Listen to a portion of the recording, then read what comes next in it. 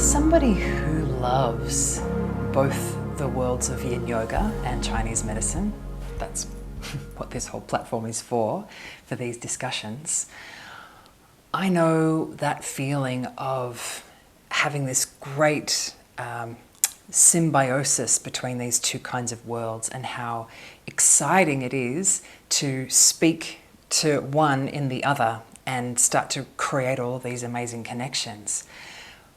But I would really like to discuss how things can get really tricky when we're trying too hard to make those connections, or when we have limited knowledge of what we're really talking about and we're creating a paradigm in another world that doesn't entirely make sense. So the topic of discussion here is that Yin Yoga is not Chinese medicine. Yin Yoga is amazing and Chinese medicine is amazing. I mean, I could go down a whole train of thought right now discussing what is actually Chinese medicine these days anyway, because we've got the kinds of Chinese medicine that are taught at institutions, which is what I have been taught, that I am now starting to learn other ways of practicing. And there are the classical aspects of Chinese medicine and the things that have been lost, and whole different schools of thought. So that is a whole entire episode of discussion on its own. And then we've got Yin Yoga, which definitely is playing in the same playground as Chinese medicine, but they're not the exact same thing. And I think that they do have beautiful intersection, but they're not entirely the same medicine. And the reason that I think this is an important conversation is that when we start to bring medicinal concepts into movement classes, we can start to accidentally confuse people, and sometimes we can overload them with too much information and start to get them thinking in their heads about their bodies and their health, and we can accidentally start to create some anxiety for them. This is something that I've been thinking about for a really long time, and I have spent a lot of time doing my homework. So as a Yin Yoga teacher, I've spent good time and good dollars traveling to go and study with some of the best. So I've studied with Paul Grilly, and I've studied with Bernie Clark, and I've read Bernie's amazing books, and I have a background in anatomy, and I have a background in movement, coming from a dance background.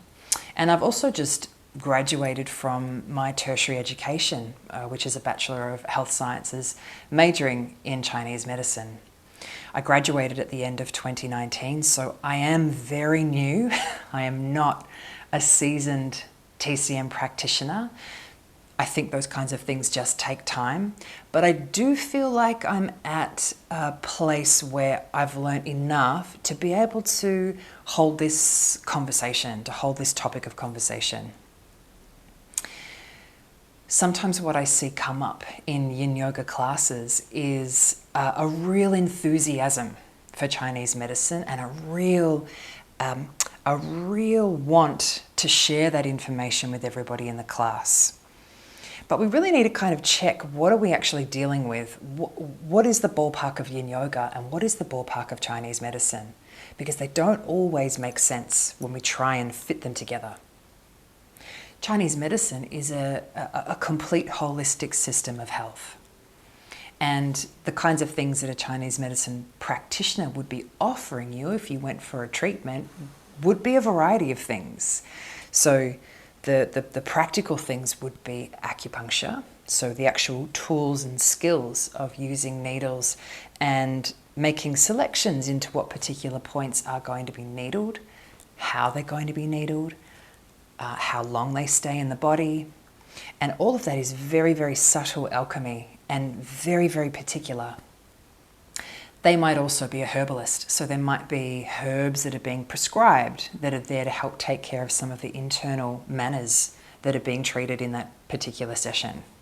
But it's not just that. It's when we kind of look back into these beautiful texts that have been written about managing health and preventing disease. It's everything from breath practices to the way we eat, to how we move the body, to how we take care of the mind, to meditation practices. So a good way of living was to encompass all of these things. And a Chinese medicine practitioner in a modern day setting is going to be looking at the whole system of the body in consultation to come to a working diagnosis, to then figure out what might be going wrong in the diet, or what can I help to start rebalancing with the acupuncture needles, or what gaps can be filled in with the herbs, or what heat or damp or wind or blood stasis needs to be cleared from the body in order for the body to be functioning better. So they're looking at all of these different treasures. They will be looking at blood. They will be looking at Shen, which is the spirit. They'll be looking at the fluids and the essences of the body as well. So the yin of the body, the fluids of the body, the yang, the warming aspect of the body, the movement of qi. And all of these things together are going to be examined by them in that consultation, and probably worked on for a series of treatments. If we then transfer over to thinking about our Yin Yoga practices, I think the first thing that's really interesting that comes up is that, for me, I see Yin Yoga as being more Indian than Chinese. And I say that because the postures have come from the Hatha Yoga Pradipika. They haven't come from China. But I think because early on people have made these associations between the meridian lines and the Yin Yoga practices, there's been a nice connection made there. But in actual fact, the postures have come from the Indian yoga that we know and love. We've given the shapes new names, and so they have a different spirit about them, a different quality. I like to use the example of half pigeon versus sleeping swan, which is what we call it in a Yin Yoga practice. There's sort of different animals, different energies about them, a different kind of posture. I always think of the pigeon as being quite chested and forward and a little bit proud and maybe a little bit sort of stroppy, and versus a swan, which is this beautiful, graceful creature that if was sleeping would just be divine to look at. And it also gives a nice differentiation for people that have come from more of a Sanskrit or a Hatha Yoga background. What is different about the yin shapes? I think the name really helps with that. The movement practice of Chinese medicine would be our Qigong and our Tai Chi and the martial arts that are birthed from those places. But because there is this very beautiful connection with the connective tissue of the body, the fascia, we've created this lovely intersection between Chinese medicine and helping the qi flow, the current of qi flowing better through those meridian lines. We've then been able to adapt that onto the Yin Yoga practice and make that through line. But here's where it gets really tricky. So most people in a Yin Yoga teacher training would be learning about 5-element acupuncture or 5-element theory, or they will be learning about the traditional Chinese medicine theory, the yin-yang organ pairing theory. They themselves are 2 schools of thought, but there are many, many others.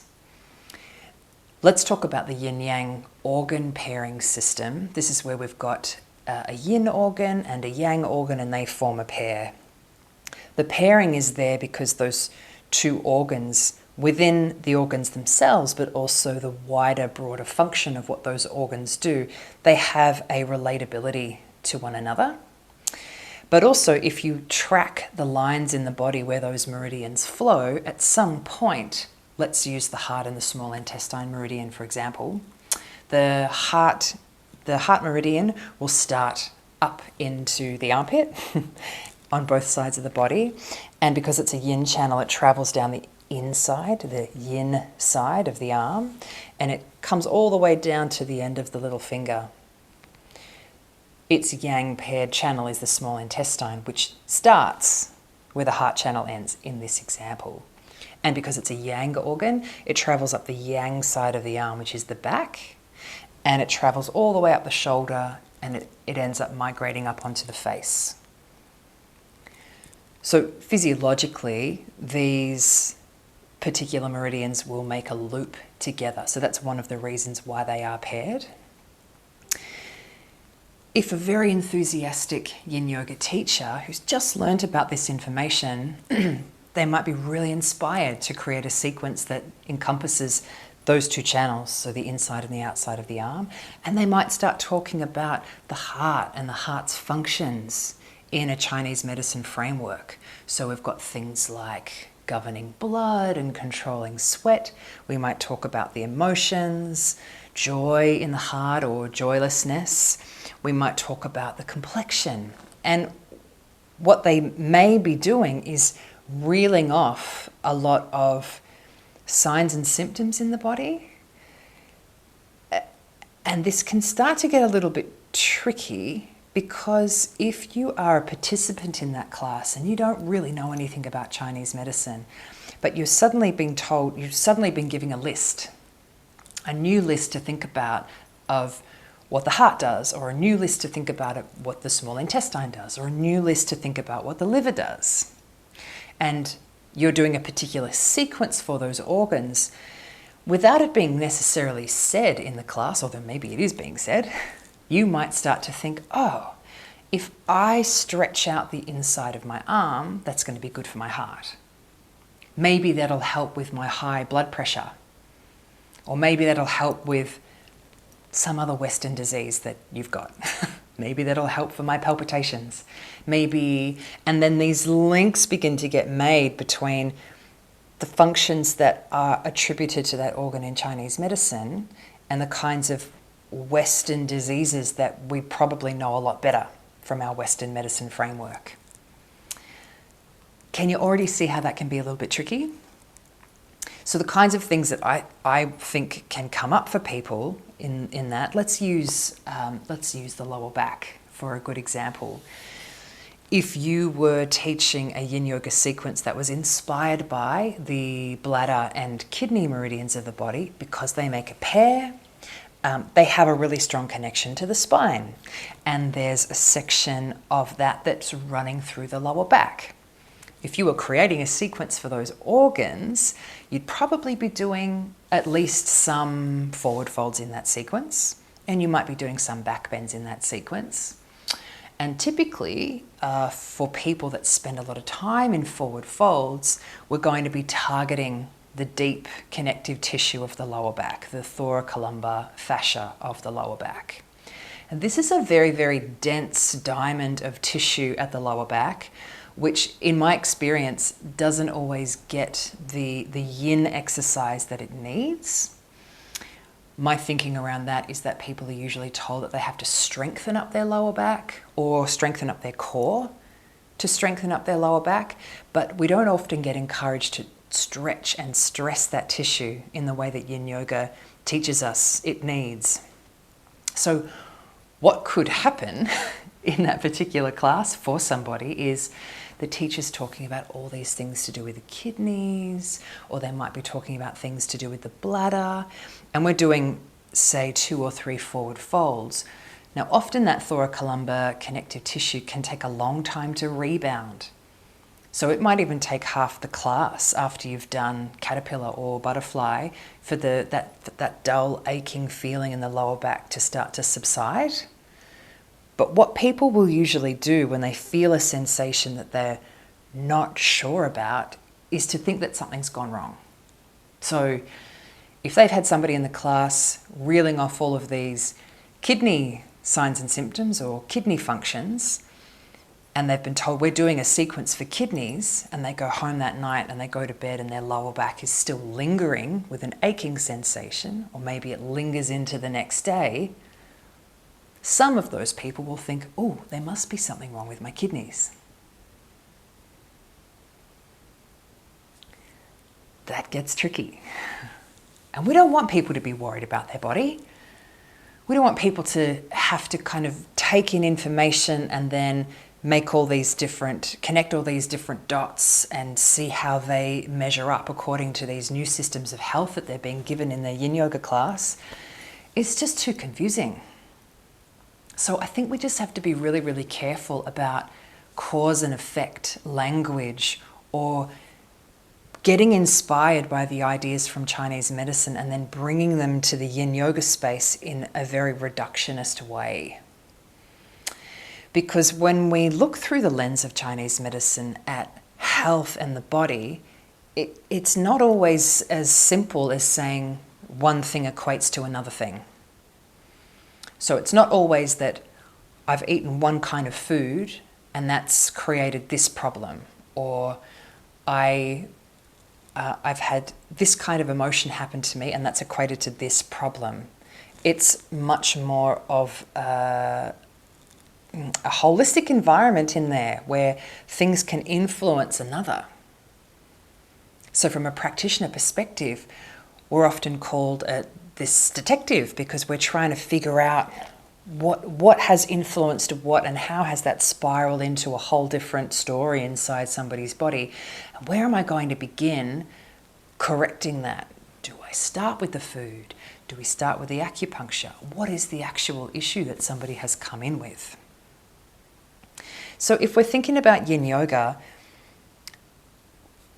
and I like to talk about it in terms of interventions, if the Chinese medicine practitioner has got diet advice, lifestyle advice, mental health advice, as well as their needles and their herbs as their interventions, in Yin Yoga, the main interventions that we're working with are the actual stress that we're placing on the tissues of the body because of the shapes that we're putting the body in and we're spending time there, and also the way that we use our breathing. And we really can't undervalue how important the breathing is. And so that's kind of a subsector of the kinds of things we might see on offer in a Chinese medicine practice. So it's a little bit more limited. And we don't have needles. We can't be as specific as the acupuncturist who might have just the right spot. And with very clever selection of where they put that needle, that might be the spot that reduces the headache, or that might be the spot that reduces the shoulder pain, because they're also working with their own alchemy with the needles and the body. So if we're putting the body into a shape such as half saddle, for example, it's one of my favorites.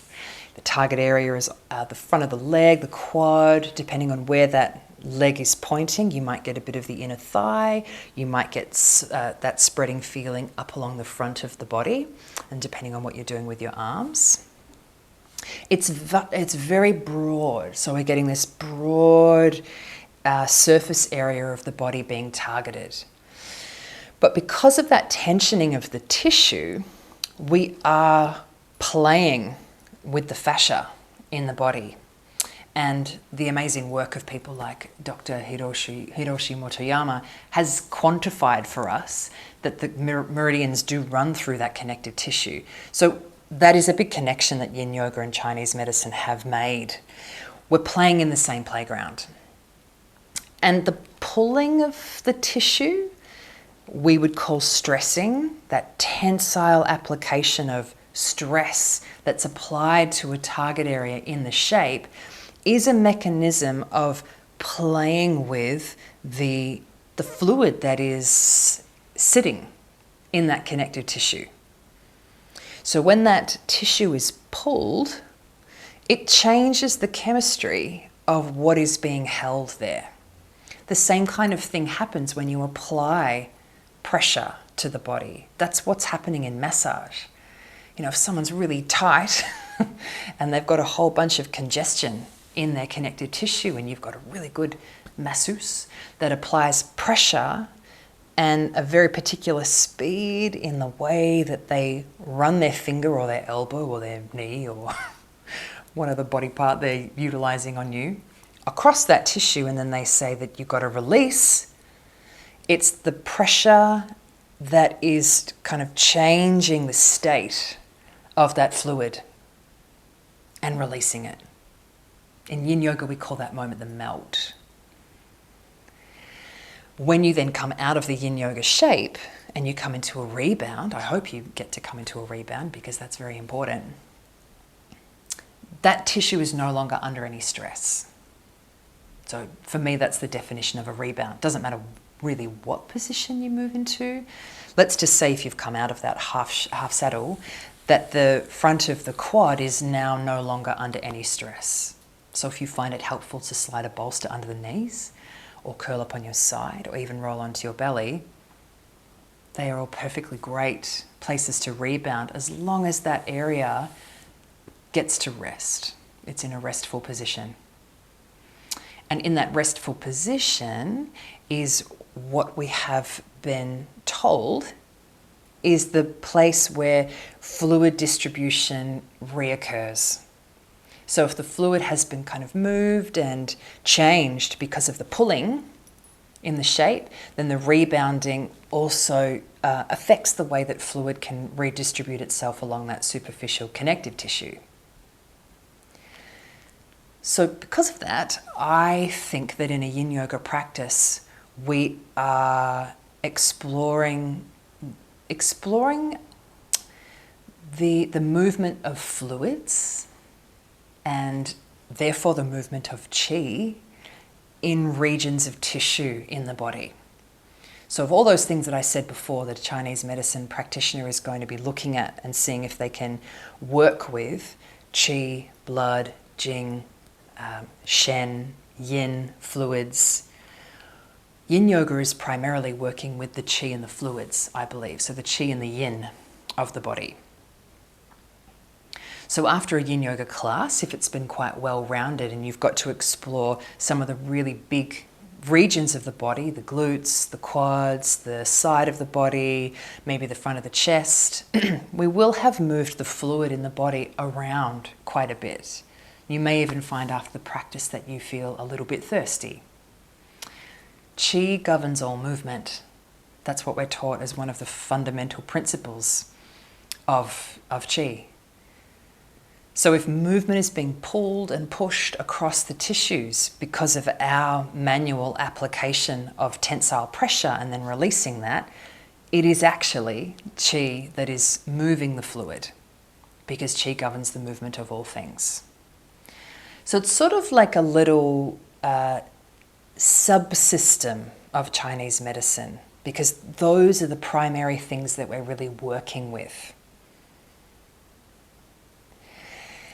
And I feel, and I have always felt this way about other styles of yoga where medical claims or prescriptive outcomes are being stated in the class about what will happen to you if you do this posture this way. I think we just need to be really mindful of our language. Because what if we get somebody in the practice who has got quite an advanced liver condition or quite an advanced kidney condition? Maybe there's a cancer or there's some cirrhosis or there's something that's quite advanced that's going on in the body. And they're really, really hopeful that a holistic practice at this stage in that disease condition is going to help turn things around for them.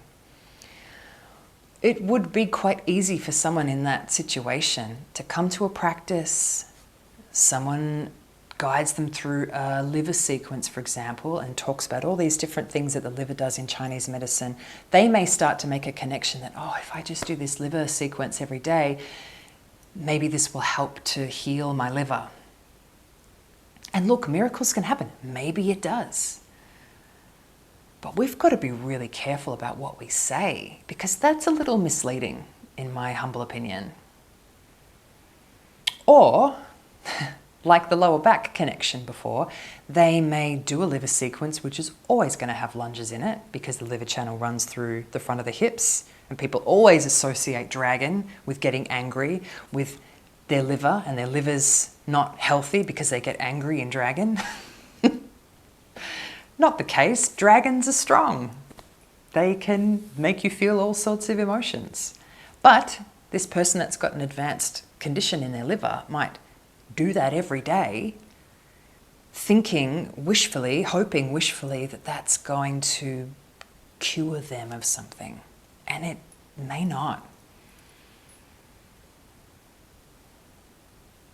I also think that to go to a Yin Yoga class, for me anyway, is often a place where I want to drop in and receive. I don't necessarily want it to be too educational, too much information coming in, too intellectual, because that just keeps me in my intellectual part of the brain. Whereas I really love that feeling where my brain waves are dropping down, I'm floating around in my breath, I have different kinds of memories and scenes floating through my mind, and it gets really quite dreamy and relaxing. I don't necessarily want to be peppered with information about organs and seasons and all things TCM. So I teach Yin Yoga teacher training, and I always start the Chinese medicine section by giving a disclaimer. You don't have to include this in your Yin Yoga classes. It's not a requirement of Yin Yoga that you have to make the connection with Chinese medicine. I said, you might never ever speak about meridians. You might never speak about the liver, and that's perfectly fine.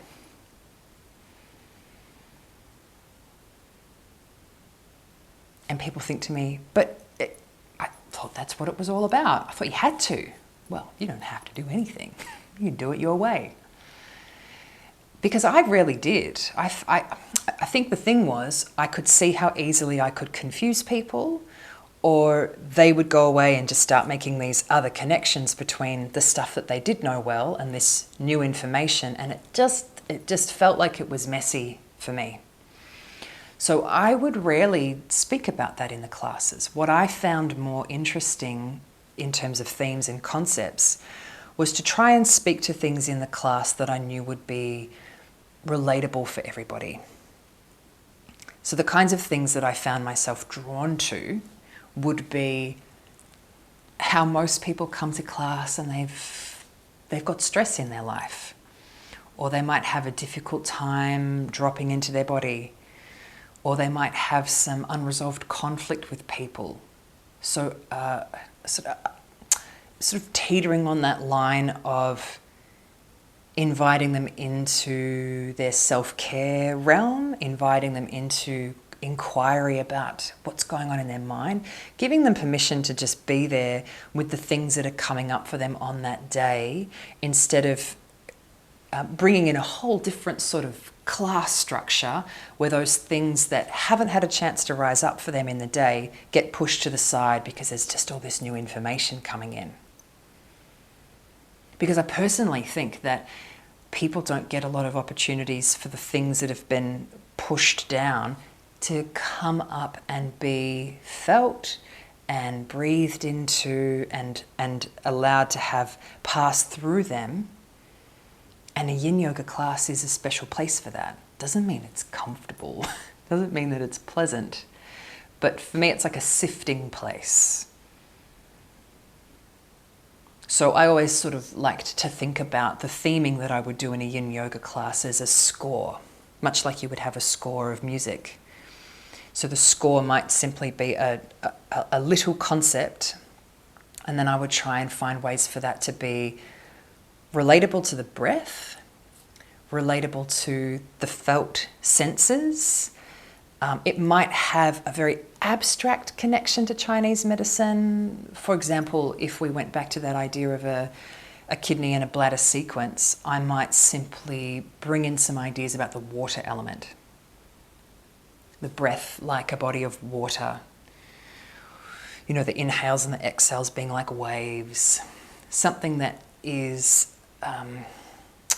just a little bit more abstract than reeling off the kidneys do this and the bladder does this, and here are some signs of kidney yang deficiency, and here's what you might experience if you've got kidney yin deficiency, and it becoming a little bit too medical. And then in and around that, I would like to give people some space to just be with themselves. because different things are going to float up in there. And it's their practice, it's their time to be able to be with themselves, to get to know themselves, to have that self-awareness come up and be seen by them, growing into themselves in those spaces.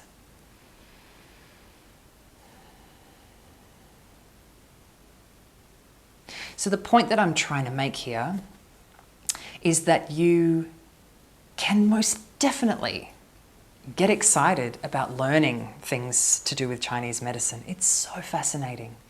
And I would never want to clip your enthusiasm for learning new things because it's fabulous. But just be really careful about the way that you speak to it in a Yin Yoga class, and be a little bit more open-ended. Ask a few more open-ended questions rather than coming in and making absolute statements about it, or speaking about your sequence in a cause and effect way with what you have just learnt about the gallbladder, or what you have just learnt about the lungs and the large intestine. So that the patients and the students that are working in these spaces with us, they have a chance to just notice how the practice affects them. So if you asked a student at the end of the class, or if you sprinkled this question throughout the class, over the next 24 hours, just see if you can pay attention to how the practice today has had an influence on you. What kinds of things are you feeling in your body? Has it had an impact on your mind? Has it had an impact on your energy levels? Not that any of those things are right or wrong, but just to notice. And they may come back to you in 6 months' time and say, you know what? I used to get terrible migraines all the time, or I used to have terrible insomnia. And something about what we've been doing in the Yin Yoga practice has alleviated those, or I've only had one migraine. Because we most definitely are having an influence on fluid and qi moving through the body. We just can't get ahead of that and be too prescriptive about what outcomes people should expect because of the sequences that we've done. I hope that makes sense. So keep it open, keep it broad, keep it inclusive, and ask people to notice for themselves what they're feeling.